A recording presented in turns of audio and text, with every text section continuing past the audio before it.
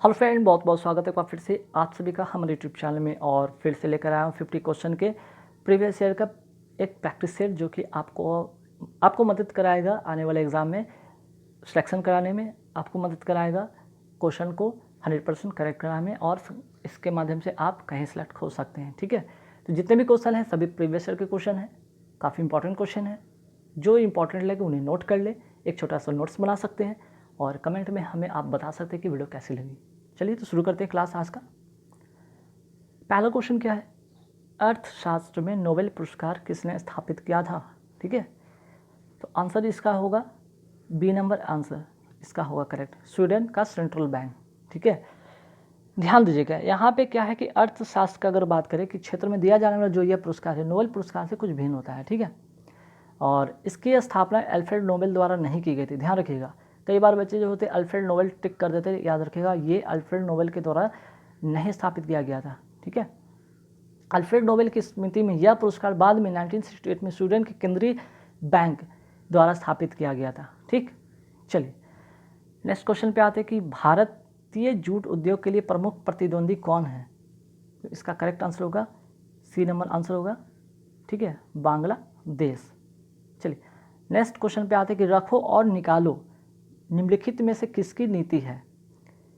रखो और निकालो निम्नलिखित में किसकी स्मृति है, तो इसका करेक्ट आंसर जो बनेगा वो होगा ए नंबर आंसर, पूंजीवादिकार। ठीक है, चलिए इंग्लिश में रखो या निकालो को क्या कहते थे, हायर एंड फायर। ठीक है, हायर एंड फायर। अब आते हैं नेक्स्ट क्वेश्चन पे 53 के बाद आते हैं 56 पे। ठीक है, लोकतंत्र लोकतंत्र की महत्वपूर्ण विशेषता निम्नलिखित में किसको प्रमुखता देने की है। तो इसका जो करेक्ट सब आंसर होगा वो होगा सी नंबर आंसर, नागरिक। ठीक है, अब नेक्स्ट सवाल पे आते हैं कि निम्नलिखित में कौन सी रीट ऐसी है जो केवल किसी सरकारी पदाधिकारी के विरुद्ध लागू की जा सकती है।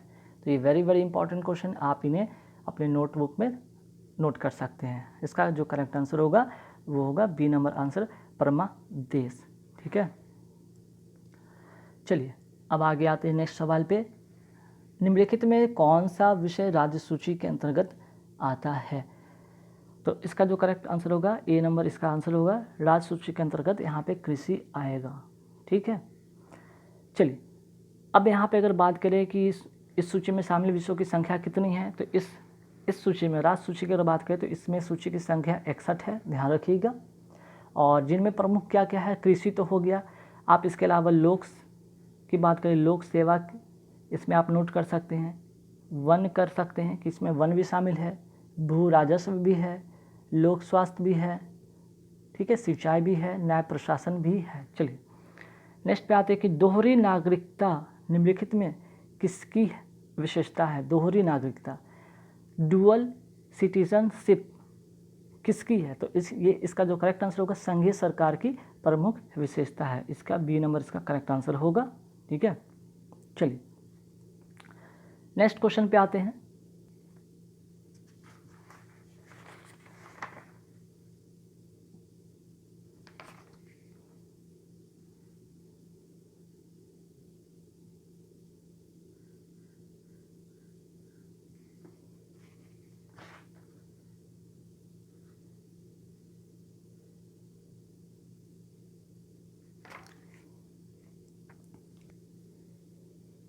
तो चलिए यहाँ पे जो इसका आंसर होगा करेक्ट आंसर होगा वो होगा यात्री कपूत। ठीक है, ए नंबर इसका करेक्ट आंसर होगा। नेक्स्ट क्वेश्चन पे आते हैं, महात्मा गांधी ने सन 1930 में सिविल अवज्ञा आंदोलन कहाँ से आरंभ किया था। तो इसका जो करेक्ट आंसर होगा 64 का वो होगा ए नंबर आंसर होगा, साबरमती आश्रम से। ठीक है, महात्मा गांधी ने सन 1930 में सिविल अवज्ञा आंदोलन साबरमती आश्रम से आरंभ किया था। 12 मार्च 1930 को गांधी जी ने 78 स्वयंसेवक के साथ साबरमती आश्रम से, ठीक है, 358 किलोमीटर दूर स्थित डांडी के लिए प्रस्थान किया था। लगभग 24 दिन के बाद, ठीक है, 24 दिन के बाद 6 अप्रैल 1930 को दांडी पहुंचकर उन्होंने समुद्र तट पर नमक कानून तोड़ा था। ये इसकी छोटी सी स्टोरी थी, आप जरूर इसे नोट कर लें, ठीक है।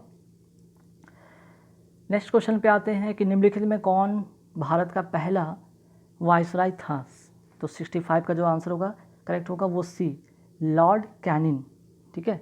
लॉर्ड कैनिंग भारत का पहला वायसराय था, ठीक है। चलिए नेक्स्ट क्वेश्चन पे आते हैं, वह एकमात्र पक्षी कौन सा है जो पीछे की ओर उड़ता है। तो आंसर जो होगा उसका करेक्ट आंसर होगा गुंजन पक्षी, ठीक है। गुंजन पक्षी या जिसे कहते हैं हमिंग बर्ड भी कहते हैं, हमिंग बर्ड भी इसे कहते हैं, ठीक है। चलिए तो इसमें इसका एक खास क्या है कि इसका जो प्रत्येक पंख जो होता है वृत्ताकार घुमा सकती है, जिसमें उसे आगे पीछे ऊपर नीचे दाएं बाएं किसी भी दिशा में उड़ने की क्षमता प्राप्त हो जाती है। अब नेक्स्ट क्वेश्चन पे आते हैं कि भारत में जूट का अधिकतम क्षेत्र कहाँ है, ठीक है। तो इसका जो करेक्ट आंसर होगा 67 का वो होगा डी नंबर आंसर होगा पश्चिम बंगाल, ठीक। नेक्स्ट क्वेश्चन पे आते हैं कि रेल की पटरियाँ अपनी वक्रों पर किस कारण से बैंक की गई होती है। तो इसका जो करेक्ट आंसर होगा वो होगा सी नंबर आंसर होगा रेलगाड़ी के भार के 36 घटक से आवश्यक अभिकेंद्री बल प्राप्त किया जा सकता है इसलिए, ठीक है। चलिए नेक्स्ट क्वेश्चन पे आते हैं। नेक्स्ट क्वेश्चन क्या है भाई कि निम्नलिखित में कौन सा लौह अयस्क है, ठीक है। मीन्स कि लोहे का कौन सा अयस्क है। तो इसका जो करेक्ट आंसर होगा वो होगा बी नंबर आंसर होगा मैग्नेटाइट, ठीक। हालांकि लोहे का और भी अयस्क है, नोट इसे कर सकते हैं। मैग्नेटाइट के अलावा इसका और भी होता है, जैसे कि डेमामाइट भी होता है, ठीक है। डेमामाइट भी नोट कर सकते हैं आप। लाइमोनाइट भी होता है, ठीक है। लाइमोनाइट भी होता है। सीडेराइट भी होता है, कई बार एग्जाम में पूछा जा सकता है इस तरह का सवाल। आयरन पायराइट भी होता है, ठीक है। आयरन पायराइट भी होता है, ठीक है। तो ये कुछ और भी एग्जाम्पल है जिसे आप नोट कर सकते हैं। नेक्स्ट क्वेश्चन, ध्वनि का तारतम्य किस पर निर्भर करता है। तो इसका जो करेक्ट आंसर बनेगा ध्वनि का जो तारतम्य है ये निर्भर करता है इसके आवृत्ति पे। इसका करेक्ट आंसर होगा ए नंबर आंसर, ठीक है। जिसको कहते हैं ध्वनि के जो तारतम्य है वो उसकी फ्रीक्वेंसी पर निर्भर करता है, ठीक। चलिए नेक्स्ट क्वेश्चन क्या है भाई। नेक्स्ट क्वेश्चन है कि आवर्धक लेंस वास्तव में होता क्या है। आवर्धक लेंस वास्तव में एक उत्तल लेंस है, कॉन्वेक्स लेंस है, ठीक है। आंसर जो होगा सी नंबर इसका आंसर होगा, मीन्स की कॉन्वेक्स लेंस। नेक्स्ट है कि जल वाष्पीकृत नहीं होगी यदि इसका तापमान कितना होना चाहिए। आंसर जो होगा इसका 80 का होगा सी, मीन्स कि अगर आर्द्रता 100% हो तो जल वाष्पीकृत नहीं होगा। नेक्स्ट क्वेश्चन पे आते हैं कि केंद्रीय चर्म अनुसंधान संस्थान कहाँ स्थित है। वेरी इंपॉर्टेंट क्वेश्चन, कई बार एग्जाम में पूछे जा चुके हैं। तो इसका करेक्ट आंसर होगा वो होगा सी, चेन्नई में, ठीक है। चेन्नई में इसका है, इसे आप ध्यान रखेंगे। नेक्स्ट क्वेश्चन पे आते हैं कि सिंधु घाटी सभ्यता का बंदरगाह वाला नगर कौन सा है। तो इसका जो आंसर होगा वो होगा लोथल, जो कि गुजरात में है, ठीक है। जो कि कहाँ है, गुजरात में। चलिए आगे बढ़ते सवाल पर। आगे सवाल पे आते हैं, फटाफट देखते हैं। निम्नलिखित में कौन सा सीआरटी का हिस्सा नहीं है, ठीक है। निम्नलिखित में कौन सा सीआरटी का हिस्सा नहीं है। तो आंसर जो होगा वो होगा बी नंबर आंसर होगा छाया आच्छादन, ठीक है। बी नंबर इसका करेक्ट आंसर होगा। चलिए नेक्स्ट आते हैं क्वेश्चन पे कि किसी आंकड़ा संचय में रिकॉर्डों का वृक्षाकार संचय क्या कहलाता है, ठीक है। तो इसका जो आंसर होगा वो होगा श्रेणीबद्ध मॉडल, बी नंबर इसका आंसर होगा, मीन्स की हायरार्किकल मॉडल। नेक्स्ट क्वेश्चन पे आते हैं निम्नलिखित में से कौन सा विद्युत का चालक है 83 का। तो विद्युत का चालक जो होगा वो होगा लवण जल, जो कि विद्युत का चालक होता है, बाकी कोई भी यहाँ पे ऐसा नहीं होगा इसका ऑप्शन, ठीक है। चलिए नेक्स्ट क्वेश्चन पे आते हैं। और नेक्स्ट क्वेश्चन है निम्नलिखित में से भारत रत्न पाने वाले पहला संगीतकार कौन था। पहला संगीतकार कौन था। तो इसका जो करेक्ट आंसर होगा वो होगा बी नंबर आंसर होगा MS सुब्बलक्ष्मी, ठीक है। MS सुब्बलक्ष्मी को कब मिला था, 1998 में, ठीक है। चलिए नेक्स्ट क्वेश्चन पे आते हैं। निम्नलिखित में से जेल का उदाहरण कौन सा है? जेल, ठीक है, जेल या जेली जिसको कहते हैं। नेक्स्ट क्वेश्चन का जो आंसर होगा इसका 84 का वो होगा यहाँ पे डी नंबर आंसर होगा, ठीक। शेविंग क्रीम, ठीक है, शेविंग क्रीम। चलिए नेक्स्ट है बैकेलाइट, फिनॉल तथा अन्य किसका सहबहुलक है? तो इसका जो करेक्ट आंसर बनेगा 85 का वो होगा ए नंबर आंसर होगा फॉर्मेल्डिहाइड का, ठीक है, फॉर्मेल्डिहाइड। चलिए आगे बात करते हैं, आगे सवाल पे आते हैं 86 पे कि यदि किसी चम्मच को निकल से विद्युत लेपित करना हो तो चम्मच के साथ क्या करना होगा? तो इसका जो करेक्ट आंसर बनेगा वो होगा 86 का सी नंबर आंसर होगा, चम्मच को कैथोड और शुद्ध निकल रॉड को एनोड पर बनाना होगा। मीन्स कि इसका करेक्ट आंसर होगा सी। नेक्स्ट क्वेश्चन पे आते हैं कि निम्नलिखित में कौन सुप्रसिद्ध तबला वादक है? तो इसका जो करेक्ट आंसर होगा वो होगा ए नंबर इसका करेक्ट आंसर होगा, ठीक है, जाकिर हुसैन, ठीक। नेक्स्ट क्वेश्चन पे आते हैं, उत्तरी ध्रुव की खोज किसने की थी?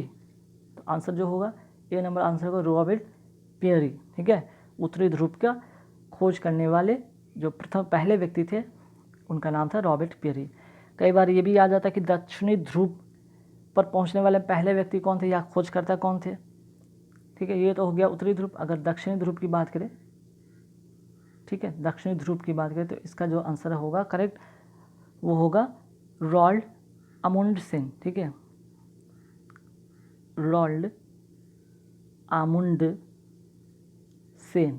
नोट कर सकते हैं, कई बार एग्जाम में पूछा गया है, ठीक है। अब आते हैं नेक्स्ट क्वेश्चन पे, मानस पशु विहार, ठीक है, मानस पशु विहार किस राज्य में स्थित है? तो इसका जो करेक्ट आंसर होगा वो होगा बी नंबर आंसर असम में। नेक्स्ट क्वेश्चन पे आते हैं, पर्यावरण का पहला संयुक्त राष्ट्र सम्मेलन कहाँ आयोजित किया गया था?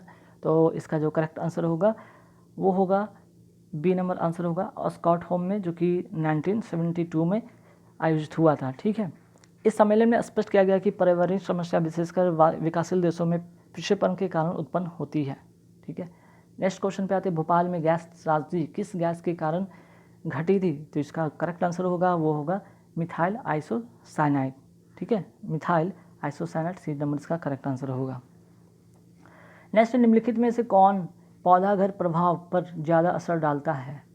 ठीक है, तो 90 का जो आंसर होगा वो होगा बी नंबर आंसर होगा कार्बन डाइऑक्साइड, ठीक है। चलिए, तो गाइस यहाँ पे 50 क्वेश्चन यहाँ पे कंप्लीट होते हैं। आशा करते हैं कि वीडियो आपको पसंद आएंगे। इसके पहले काफ़ी सारे वीडियो मैंने डाल रखा है, आप उसे देख सकते हैं, ठीक है। सेट 1, सेट 2 के नाम से, सेट 3 नाम से, इस तरह से आपको क्रमबद्ध, और इसका PDF भी इसके डिस्क्रिप्शन के लिंक में मिल जाएंगे। मीन्स कि उसका लिंक जो है इन सारे वीडियो का भी डिस्क्रिप्शन में इसका लिंक मिल जाएगा, वहाँ से भी आप जाकर देख सकते हैं सारे वीडियो को, या फिर आप वीडियो के प्लेलिस्ट में भी जाकर वहाँ से भी आप देख सकते हैं, ठीक। तो गाइस बस इतना ही था, थैंक यू वेरी मच।